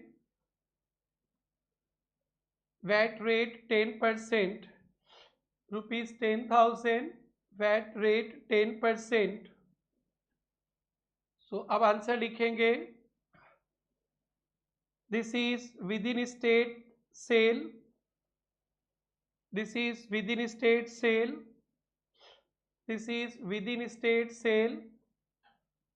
Assam government will levy and collect, Assam government will levy and collect, Assam government will levy and collect VAT 10% of 10,000, 1,000, 10% of 10,000 is equal to 1,000. कौन levy collect करेगा, underline कर देना, आगे काम आएगा. कौन levy और collect करेगा, असम गवर्नमेंट. ठीक है, जिस स्टेट में सेल हुआ है उसी स्टेट गवर्नमेंट के पास पावर है कलेक्ट करके रखना. अब ये कुछ ही प्रोडक्ट्स के लिए बचा है, टेंशन मत लेना. ठीक है ना, टेंशन मत लेना, कुछ ही प्रोडक्ट के लिए बचा. बट कहीं कहीं वैट का नाम आएगा तो वैट क्या होता है समझ में आ गया. Within the state sale करेंगे तो स्टेट गवर्नमेंट टैक्स मारेगा, दैट्स कॉल्ड वैट. ये से लिख लो, sale 10,000 plus VAT 10%, sale 10,000 plus VAT 10%, तो बिल बनेगा 11,000 का. आइए तो अब हम लोग दूसरा टैक्स देखते हैं. टोटल 4 इनडायरेक्ट टैक्स पढ़ने के बाद हम लोग जीएसटी तक पहुंचेंगे और फिर जीएसटी में पहुंचकर कल से आपका वेलकम करेंगे. ध्यान से देखना बेटा, ये सेंट्रल सेल्स टैक्स, ये ध्यान से देखना, इसको CST बोलते, सेंट्रल सेल्स टैक्स. वैट भी सेल्स टैक्स था, सेंट्रल सेल्स टैक्स भी सेल्स टैक्स है, बट सेंट्रल आ गया ना. तो ध्यान से देखना, ए ऑफ असम ने सेल किया है W ऑफ वेस्ट बंगाल को, असम से बंगाल पे माल बेचा है या बंगाल से असम तक, तो 2 स्टेट्स इन्वॉल्व हो गया ना. 2 स्टेट इन्वॉल्व हुआ कि नहीं हुआ. तो जब 2 स्टेट इन्वॉल्व होता था ना तो गवर्नमेंट आपस में ढिसूम ढिसूम, आप यहाँ पे मामा बोलते थे আমার অসমৰ পৰা সেল হয়েছে মই ট্যাক্স লম, और दीदी बोलती थी আমার বেঙ্গলে बहुत सामान এসেছে আমি ট্যাক্স নিব. दीदी बोलते আমি নিব, मामा बोलते মই লম. दीदी बोलती है कि मेरे को टैक्स दो, बंगाल में माल आया, और मामा बोलते हैं कि नहीं आसाम से गया आसाम को टैक्स दो. और बीच में अगर बिहार उड़ीसा आ गया तो बिहारी बाबू भी खड़ा हो जाते थे, हम सामान जाने नहीं देंगे हमार धरती से, हमको भी टैक्स चाहिए. लो, तो बहुत सारा स्टेट्स इन्वॉल्व हो जाता है ना. Many states they were fighting to collect tax since our boundary is used, हमारा टेरिटरी यूज हुआ है, हम टैक्स मारेंगे, हम टैक्स मारेंगे. ऑल स्टेट ढिसूम ढिसूम ढिसूम ढिसूम, WWF होता था पहले. तो फिर सेंट्रल गवर्नमेंट बोला शांत हो जाओ बच्चों, आप लोग ब्रदर सिस्टर हो, नो फाइटिंग. जब 2 स्टेट इन्वॉल्व होगा तो सेंट्रल गवर्नमेंट लेवी करेगा, सेंट्रल गवर्नमेंट बताएगा कौन लेगा, कौन लेवी करेगा, सेंट्रल गवर्नमेंट, कौन, सेंट्रल। झगड़ा होता है ना आपस में लेवी करके, और कलेक्शन होता था असम, जहां से सेल शुरू हुआ, कलेक्शन कौन करेगा बेटा, Assam. So CST is sales tax on inter state sale, कौन सा, inter state, one state to another state, ये tax is levied, tax charge करने का पावर दे दिया सेंट्रल गवर्नमेंट को, किसको, सेंट्रल गवर्नमेंट। नहीं तो पहले क्या होता था, किस बात का झगड़ा, कौन झगड़ा करेगा, कौन कौन स्टेट, असम वाले बोलेगा मेरा, बंगाल वाले बोलेंगे मेरा, और मेघालय में सामान आएगा बंगाल से तो बंगाल भी मांगेगा, असम भी मांगेगा, मेघालय भी मांगेगा, all state fighting together, you want fighting, no. तो फिर सेंट्रल गवर्नमेंट भी लेवी एंड कलेक्ट होगा जहां से सेल ऑरिजिनेट हुआ है, सेल ऑरिजिनेट हुआ उसी को मिल जाता था। तो वैट सीएसटी सेम है, विद इन द स्टेट माल बेचेंगे तो VAT, no fighting, one state to another state CST, both are same, sale of goods, but what's the difference, VAT within the state sale पे, VAT within state sale पे, क्या उसमें झगड़ा रहेगा क्या, नहीं, झगड़ा कब होता है, जब दो states,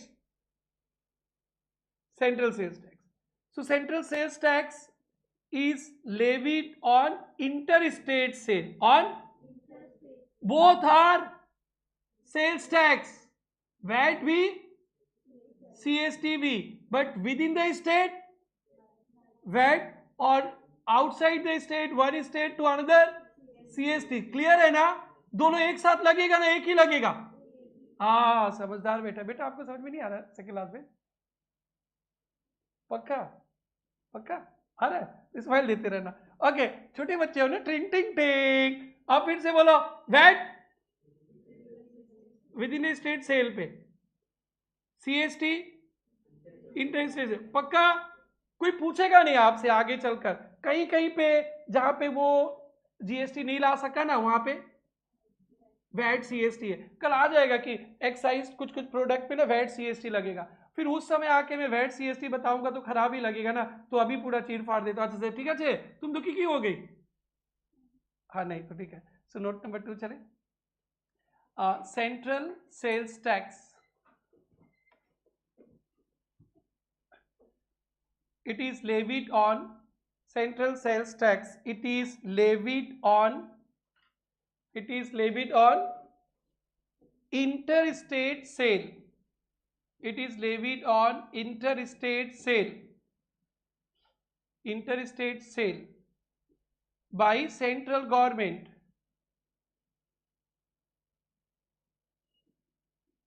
but tax is collected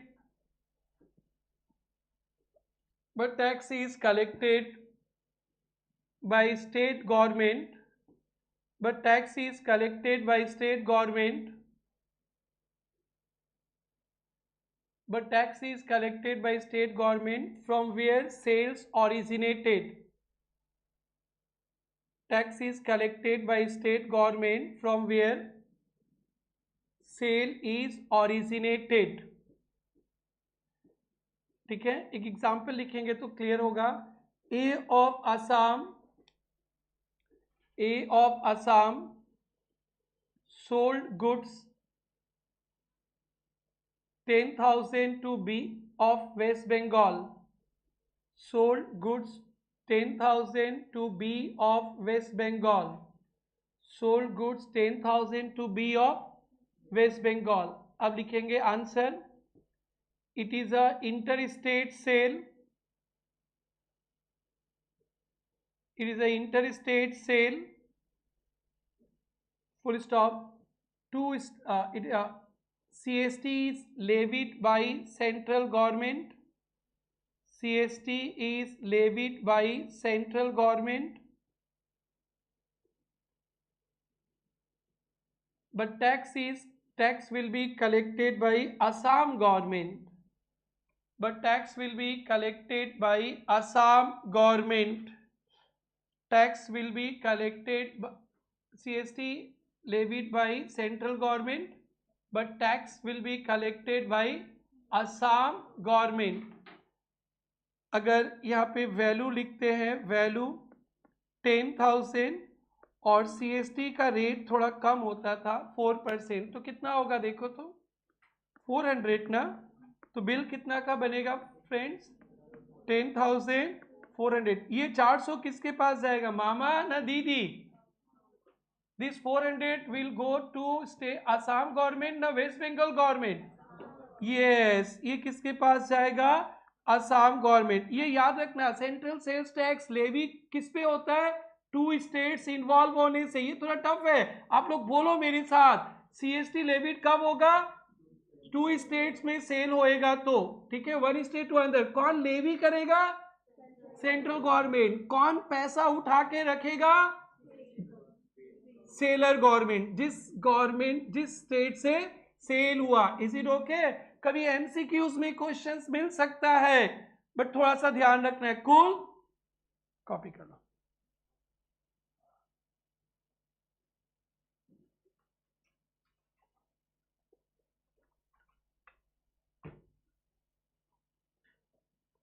ठीक है भाई, ओके.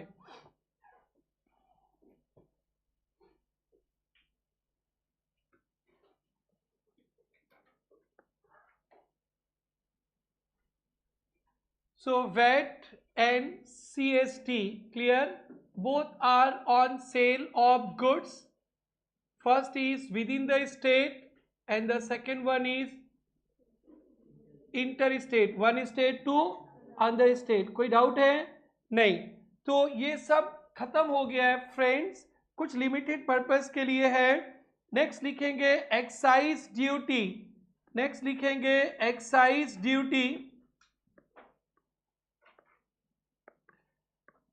एक्साइज ड्यूटी, बेटा एक्साइज ड्यूटी के बारे में सुनेंगे ध्यान से.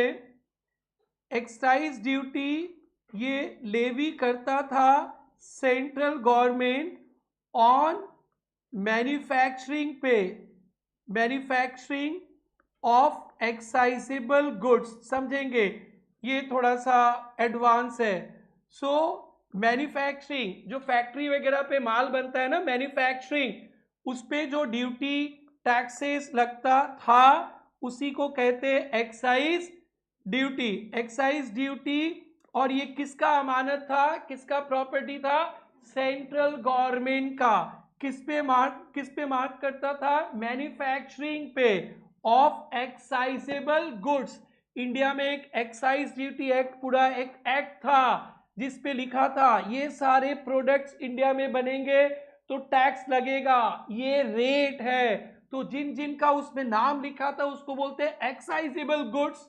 अदर देन दारू, दारू पे नहीं था, दारू पे नहीं था, अल्कोहल पे नहीं था. अल्कोहल याद रखना, कल पी के आना है क्लास में. भाई लोग मजाक कर रहे हैं, सच्ची पी के मत आना. गुड़िया लोग तो चाय कॉफी दूध पीते हैं, उतने ही भी रहना. सो अल्कोहलिक लीकर जो दारू होता है ना, दारू पे टैक्स मारने का पावर स्टेट गवर्नमेंट को दिया है. किसको, स्टेट गवर्नमेंट. तो सेंट्रल गवर्नमेंट के पास पावर नहीं है इसमें टैक्स मारने, दारू पे. सो GST में भी दारू नहीं है, तो अल्कोहल आज से याद रखना. सो एक्साइज ड्यूटी लेवी करता था central government on manufacturing of excisable goods, levied by central government on manufacturing of excisable goods in India. In India, Japan में कोई माल बनेगा उसका क्या इंडिया गवर्नमेंट टैक्स मारेगा क्या, बम मार देगा इधर. ठीक है. सो इंडिया में बस इतना ही. किसका प्रॉपर्टी है ये, सेंट्रल. लेकिन अब GST आ गया ना. आज आसाम में कोई फैक्ट्री में माल बनता है ना, मामा जी के पास भी टैक्स जाता है. सेंट्रल गवर्नमेंट क्यों बोलता है, मोदी जी के पास भी टैक्स जाता है. टैक्स थोड़ा सा मजाक में पढ़ना, सीरियस में मत पढ़. बट 1717 के पहले माल बनने से मोदी जी को मामा देख देख के आग बड़ा कर दे, ओ हमारा অসমত प्रोडक्शन হয়েছে আমি একটু পোয়া নাই. कुछ नहीं कर पाते थे मामा, सिर्फ आंख ही दिखा सकते थे। लेकिन 1717 से तो मामा भांगड़ा करने लगे, वाह क्या मोए पाम मोए पाम मोए पाम। फिर मोदी जी भी भांगड़ा करने लगे, सेल्स टैक्स में हमको भी मिलेगा, हमको भी मिलेगा। ओके, सो धीरे धीरे ना वो वहां पे मैं ला रहा हूँ जीएसटी पे। बेटा आप लोग को ये समझ में आ गया ना किस पे टैक्स लगता था? मैन्युफैक्चरिंग पे। अब बेटा यहाँ पे एक बहुत बड़ा डिफेक्ट है, ध्यान से देखना। यहाँ पे 2 बार टैक्स लगता था, जीएसटी हटा दिया। अगर वैल्यू 10,000 निकला ना तो यहाँ पे एक्साइज ड्यूटी लगता है। क्या लगता था बेटा? Excise duty. Rate for example 10%, तो 10,000 पे 10% कितना हो गया? 11। टोटल कितना हो गया? 11। माल बनाने पे टैक्स लगता था। क्या बना के फैक्ट्री में रखते ना बेचते हैं बेटा? बेचता है तो बेचने पे भी पहले टैक्स लगता था। कौन सा लगता था? VAT. Within the state बेचेंगे तो वैट, और आसाम से बंगाल बेचेंगे तो सीएसटी। से विद इन द स्टेट बेचा, से विद इन द स्टेट पे 10% फ्री है तो 10% ऑफ 11,000 पे लगता था। अब देखो आप लोगों को अब पुराने टैक्सेशन का डिफेक्ट्स दिखाता हूं मैं। तो कितना लगता था? 1100। अब वैल्यू कितना हो गया फटाफट बताओ? 11,000 में 1100, 12,100। नाउ ये जो टैक्स 10% मार रहा है 11,000 पे, तो इस 11,000 में तो टैक्स भी तो था ना। ये 11,000 में क्या था? 1,000 एक्साइज ड्यूटी था कि नहीं था? तो टैक्स पे भी टैक्स लगता था पुराने सिस्टम पे। जब हम लोग डिफेक्ट्स पढ़ेंगे ना पुराने सिस्टम का और जीएसटी का मेरिट्स पढ़ेंगे तो ये वाला एग्जाम्पल काम में आएगा। सो पुराने जमाने पे टैक्स पे भी टैक्स लगता था, मतलब एकदम खून चूस लेता था, डबल टैक्स हो जाता। अब ऐसा नहीं होगा। तो जीएसटी का मेरिट्स में ये आएगा, कैस्केडिंग इफेक्ट, टैक्स पे भी टैक्स लगता था। अब सेल करो, मैन्युफैक्चरिंग करो, सर्विस दो, सबका एक ही मीनिंग हो गया जीएसटी में, सप्लाई। 2-3 दिन में मिल जाएगा। आप माल बेचो तो भी सप्लाई, आप माल बनाओ तो भी सप्लाई, और कोचिंग भी दो तो भी सप्लाई। तो पूरा डेफिनेशन चेंज करके सबका एक ही मीनिंग कर दिया। अब डबल टैक्सेशन नहीं लगेगा कल से, आज लगने दो। सो डिफेक्ट 1100, ये 1,000 टैक्स है ना भाई, इस पे भी तो लग गया ना फिर से। सो टैक्स ऑन टैक्स, ये डिफेक्ट है, कैस्केडिंग इफेक्ट। समझ में आया? ओके, सो इतना ही एक्साइज सीखना है और थोड़ा सा सर्विस के बारे में भी समझना है। सर्विस टैक्स होता था, सर्विस टैक्स, वो भी बताएंगे। सो एक्साइज अब पूरा खत्म ना, थोड़ा बहुत है। एक्साइज ड्यूटी, वैट, सीएसटी पूरा खत्म हो गया ना। लिमिटेड पर्पस के लिए है, लिमिटेड पर्पस के लिए। कल के लिए माइंड सेटअप तैयार करो। ओके, बट मोस्टली नहीं है। क्या सर हमारे एग्जाम में ये सब सम्स आएंगे? नहीं आएंगे, वो टेम्पररी है, कुछ दिन में वो चला जाएगा, ठीक है ना।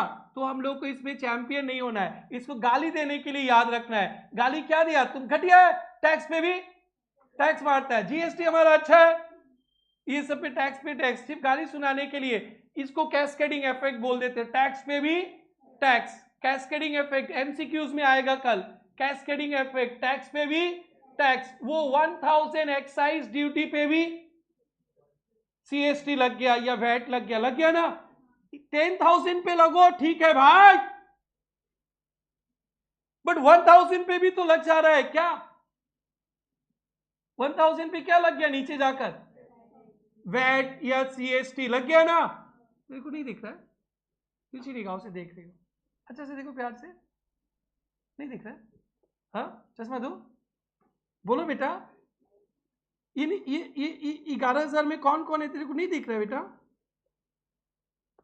इस 11,000 में कौन कौन है? 10,000 भी और 1,000। 1,000 कौन है? एक्साइज ड्यूटी है ना, टैक्स है। फिर उधर भी तो टैक्स लग जा रहा है नीचे, यही तो बोल रहा है। तो तीसरी निगाह से क्यों देख रहे हो? प्यार से देखो, करोड़पति बनाएगा ये तुमको। मेरा ठीक है, एक्साइज ड्यूटी में पुराने सिस्टम में ये डिफेक्ट्स है. So that's it. Point number 3. Excise duty heading दिया बेटा. It is a tax levied by central government. Is a tax levied by central government on manufacturing of excisable goods. On manufacturing of excisable goods. On manufacturing of excisable goods in India. On manufacturing of excisable goods in India. कौन levy करता था? Central government. कल चाहिए जब 101st, एक कौन सा number था? 102, 101, सॉरी 101 कॉन्स्टिट्यूशन अमेंडमेंट किया ना. क्यों किया? जब बोलेंगे ना तो यही सब आएगा. तो ले अरे वाह, ये तो तुम लोग को पहले से पता था. उधर यही लिखा है. ये सब देखो, अभी ये सेंट्रल गवर्नमेंट के पास पावर था. मैन्युफैक्चरिंग पे था ना. मैन्युफैक्चरिंग में कौन ड्यूटी मारता था? Excise duty central government. अब कौन मारेगा? दोनों, सेंट्रल और स्टेट दोनों. तो वो पावर अमेंडमेंट. कौन सा अमेंडमेंट? 101. मेरे टैक्स का क्लास में आप लोग पढ़ने आने से जब समझाएंगे तो समझना कि टैक्स कंसल्टेंट है, और उसके बाद रिपीट कराएंगे, समझना छोटा बच्चा याद करा रहा है. डबल रोल है. समझाते समय you are going to become a professional, पूरा डेप्थ है, और रिपीटेशन शुरू होगा तो याद कराने का, याद करना. सो excisable goods in India other than दारू, other than alcoholic liquor for human consumption. लिख लेना, क्योंकि ये कल आएगा ना. Other than alcoholic liquor for human consumption. Alcohol, गुड़िया alcohol. Last bench, not getting. Alcoholic liquor for human consumption, जो पीता है ना दारू वो. ठीक है बेटा. एल्कोहल तो कोई प्रोडक्ट्स में भी तो यूज होता है ना थोड़ा सा, वो सब पे, कॉस्मेटिक प्रोडक्ट में यूज, वो सब पे लगता है, बट दारू पे नहीं. तो आप लोग सोच रहे होंगे, संजीता सोच रही ये तो बहुत गड़बड़ हो गया, दारू पे तो ज्यादा टैक्स लगना चाहिए, दारू पी के तोड़ फोड़ करते, बदमाशी करते. दारू पे स्टेट गवर्नमेंट टैक्स मारता है. कौन? State government. ये जो मेरे भाई लोग हैं पिएंगे, पीकर क्या जाके दिल्ली में तोड़ेंगे ना आसाम में तोड़ेंगे, तो फिर वो टैक्स किसके पास रहना चाहिए? आसाम गवर्नमेंट. सो मजाक कर रहे. सो स्टेट गवर्नमेंट टैक्स लेवी करेगा. कौन? State government. बिकॉज दारू पीने के बाद तोड़ फोड़ स्टेट में, तो फिर वो टैक्स सेंट्रल गवर्नमेंट नहीं मारेगा. मजाक है. हाँ, ऐसा लिख मत देना, किसी को बोल मत देना, याद करने के लिए. क्योंकि अभी संजीता तो बहुत छोटी सी बेटी है ना, सोचेगी इस राम ये तो गंदा है, इस पे ज्यादा टैक्स मारना चाहिए. इसमें तो मार ही नहीं रहा है, इसमें मारे है, टैक्स मार रहा है. कौन मार रहा है? State government. State excise. State excise होता है. हम लोग पढ़े सेंट्रल एक्साइज. क्या? Central excise. ऊपर नाम भी लिख देना, central excise duty. Excise duty लिखे थे ना, सेंट्रल एक्साइज ड्यूटी नाम लिख देना, सेंट्रल एक्साइज ड्यूटी. तो दारू पे कौन सा ड्यूटी लगता है? स्टेट. दारू पे स्टेट. है दारू पे क्वेश्चन है. हाँ, दिखाता हूं मैं, आज के लिए नहीं, कल के लिए. GST GST GST GST GST GST. ये दारू अरे क्यों हंसा भाई? पियक्कड़ लोग हंसता है. पूछा जाएगा एमसीक्यूज में, दारू पे नो जीएसटी, दारू पे क्या लगेगा? State excise. मिलेगा, कल मिलेगा. तो अभी से थोड़ा थोड़ा याद रखना. वो जो पेट्रोलियम प्रोडक्ट्स पे भी नो जीएसटी. ये एकदम हिटलिस्ट क्वेश्चन है एग्जाम के लिए. एकदम देखो, एमटीपी में दे रहा, एग्जाम में भी आया. ये देखो, दारू जितना पुराना होता है नशा उतना मजा होता है भाई लोग को बता रहे हैं. सो दारू पे स्टेट लगता है तो जीएसटी वेस्टी भी नहीं है, और एक्साइज. दारू मैन्युफैक्चरिंग पे भी एक्साइज ड्यूटी नहीं है. Okay. So friends, central excise duty is levied by central government on manufacturing of excisable goods in India other than alcoholic liquor, because Constitution of India has given right to state government to levy tax on alcohol. तो उसमें central नहीं आ सकता. और GST भी इसीलिए, GST सब पे लगेगा. अल्कोहल पे नहीं लगेगा। तो भी क्वेश्चन पूछ देगा आपसे, बिकॉज कंसल्टेंट हो, आपसे पूछेगा कि अल्कोहल पे क्या लगेगा, तो फिर आपको बोलना पड़ेगा स्टेट एक्साइज। वो कल पढ़ लेंगे हम लोग, लिखाएंगे भी कॉपी में, इंटरेस्टिंग आ रहा है। अब यहाँ पे ये पॉइंट देखा बेटा, ये एग्जाम्पल लिखो, और इसका जो डिफेक्ट्स है ना, कैस्केडिंग इफेक्ट, उस पर भी नोट्स देना है मेरे को।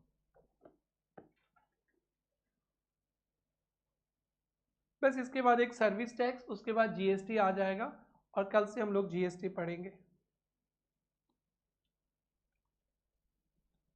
Value 10,000 plus central excise duty 10%,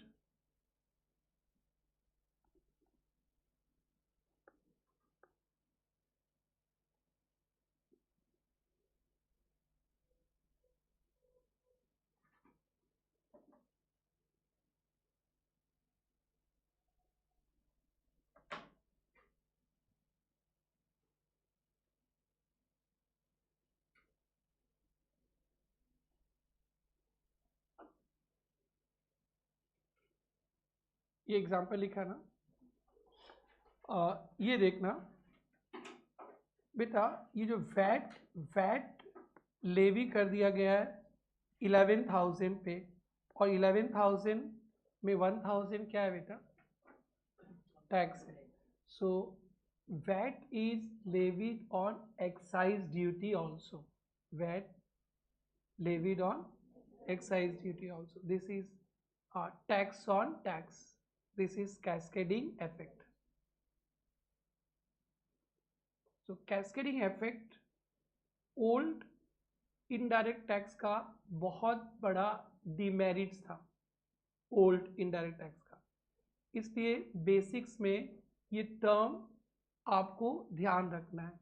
तो यहाँ पे हम लोग स्टार मार्क करके लिख देंगे, VAT is levied on excise duty also. VAT is levied on excise duty also.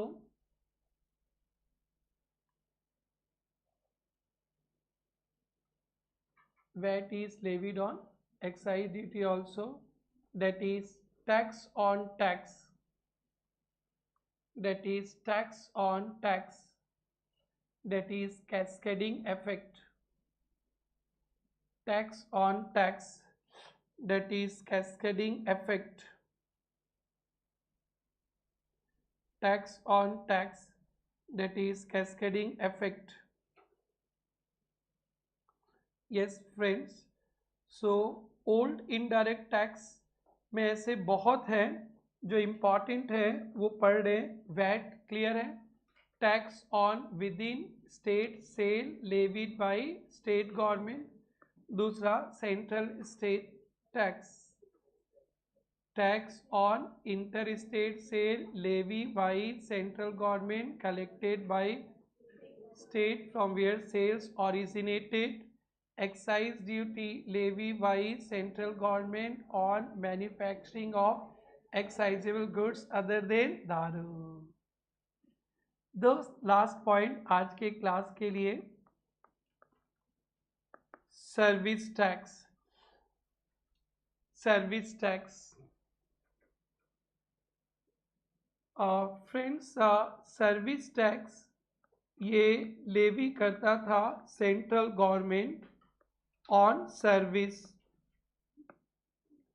Bharat में कोई सर्विस टैक्स एक्ट नहीं था। जब मनमोहन सिंह जी कांग्रेस के जमाने पे फाइनेंस मिनिस्टर थे, मनमोहन सिंह जी, तो 1994 पे वो इंडिया में सर्विस टैक्स प्रपोज किए थे। ओनली 3 सर्विसेज पे एक्सपेरिमेंटल बेसिस पे कि इंडिया एक्सेप्ट नहीं करेगा, इंडिया के पब्लिक सर्विस पे टैक्स एक्सेप्ट नहीं करेगा, तो डर के stock broking telephone insurance, stock broking telephone insurance पे सर्विस टैक्स प्रपोज किया। सिंस गवर्नमेंट ट्रायल बेसिस पे लाया था, कोई एक्ट नहीं बना, इंडिया में सर्विस टैक्स एक्ट नहीं था, तो ट्रायल बेसिस पे आया। फाइनेंस एक्ट 94 पे लिखा था, और धीरे धीरे पब्लिक एक्सेप्ट करते गया। 3 सर्विसेज, नेक्स्ट बजट में और 6 सर्विसेज, ऐसे करते करते सर्विस एड करते करते 118, 19, 20 सर्विसेज हुआ। फिर बाद में एक नेगेटिव लिस्ट आ गई कि सारा सर्विसेज ही टैक्सेबल है, कुछ कुछ छोड़ के। पहले सेलेक्टेड सर्विस पे टैक्स लाया था, इसलिए एक्ट नहीं बना था, जैसे income tax act, VAT act, CST act, central excise duty act, custom act. Service tax का कोई एक्ट नहीं था, एक्सपेरिमेंट करने लाया था। फिर बाद में पूरा सारा सर्विसेज पे टैक्स लगा दिया। जो इम्पॉर्टेंट सर्विसेज है, पब्लिक वेलफेयर रिलेटेड है, मेडिकल सर्विसेज पे टैक्स नहीं, स्कूल कॉलेजेस पे टैक्स नहीं, छोड़ के सारे सर्विसेज पे टैक्स है, बट एक्ट नहीं था। तो इतना सारा अब हो गया सर्विसेज पे टैक्स। तो गुड्स और सर्विसेज को मिलाकर जीएसटी आ गया। तो यहाँ पे गुड्स पे भी टैक्स लगेगा और सर्विस पे। तो आप लोग को ना गुड्स तो थोड़ा कम, सर्विस ज़्यादा पढ़ना है। आपके सर्विस पे कुछ है चक्कर चल के पढ़ना है। तो पहले ये सेंट्रल गवर्नमेंट लेवी करता था सर्विस पे, जैसे मैं आपको पढ़ा रहा हूँ ना, तो उस पर जो टैक्स लगता था 1717 के पहले, वो सेंट्रल गवर्नमेंट को मिलता था 18%। कितना परसेंट? 18%। ओनली सेंट्रल गवर्नमेंट के पास पावर था। लेकिन आज जब आप लोग से टैक्स लेते ना, तो 9% सेंट्रल गवर्नमेंट को और 9% स्टेट गवर्नमेंट को, स्टेट सेंट्रल। तो वो यहाँ पे आ गया है, समझ में आया ना? तो ये भी जीएसटी में आ गया।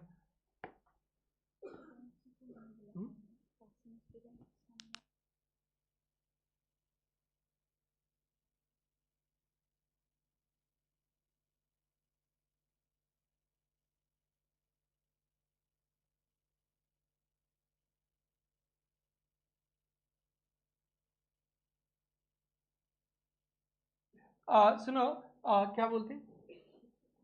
Service tax. Service tax was levied by central government on services, ठीक है ना? बट जीएसटी आने के बाद सेंट्रल और स्टेट, बट ये पावर तो कॉन्स्टिट्यूशन ऑफ इंडिया ने ओनली सेंट्रल गवर्नमेंट को दिया था। वो नंबर चाहिए, नंबर 101 अमेंडमेंट पे चेंज हो गया या। सो लास्ट पॉइंट, और इसके बाद हमारा शुरू हो जाएगा ट्रिंग टिंग टिंग कौन, जीएसटी, कल से, ठीक है? So point number 4, service tax.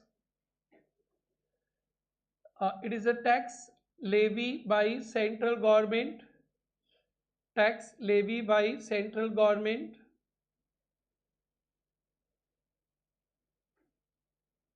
on services, levy by central government on services. For example,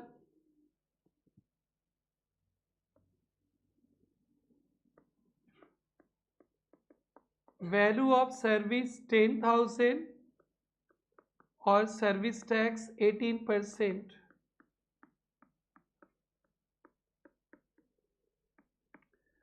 value of service 10,000 और सर्विस टैक्स 18%, तो फिर कितना बन जाएगा भाई? 11,800। बेटा 117 के पहले ये पैसा किसके खजाने पे? Central government. कल से ये पैसा आधा आधा मामा और मोदी जी बांट लेंगे। Is it okay? हाँ सीएमए स्टूडेंट, आपको समझ में आ रहा है? जानवी बेटी समझ में आ रहा है? यस बेटा, आप लोग को समझ में आ रहा है? चलो अपनी कॉपी में क्या क्या नोट्स लिखे रिवाइज करते हैं। आप लोग रेगुलर आओगे फेस टू फेस तो पूरा याद करवा के भेजेंगे। वीडियो देखोगे तो कैसे भेजेंगे? वीडियो देखने में आराम है, रिजल्ट बड़ा डैश है, तो आप लोग ध्यान देना। बोलो बेटा क्या था? First, tax is a fee levied by government, product services income. Income पे जो टैक्स लगता है direct tax, income tax.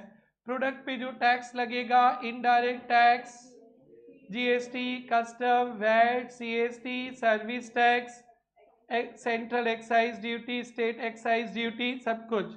Now difference between DT and IDT. DT income पे, आईडीटी प्रोडक्ट सर्विस पे। डीटी का burden can not be shifted, IDT का burden shifted to consumer, DT paid after income, IDT paid before product services received, DT difficult है, DT पढ़ना difficult नहीं है, collection, IDT का collection easy है, DT progressive है, IDT regressive है, DT का एग्जाम्पल इनकम टैक्स, IDT का एग्जाम्पल GST, कस्टम, बहुत है, ठीक है।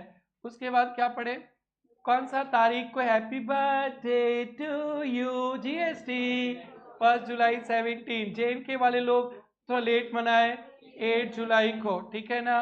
अब इसके पहले जो क्या हो गया, कैसे रास्ता खुला, कौन सा अमेंडमेंट से रास्ता खुला, हैप्पी बर्थडे हुआ, 101st कंस्टिट्यूशन अमेंडमेंट कल पढ़ेंगे।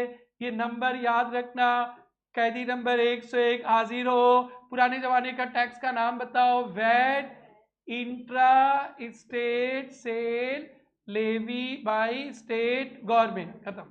दूसरा central sales tax, inter state cell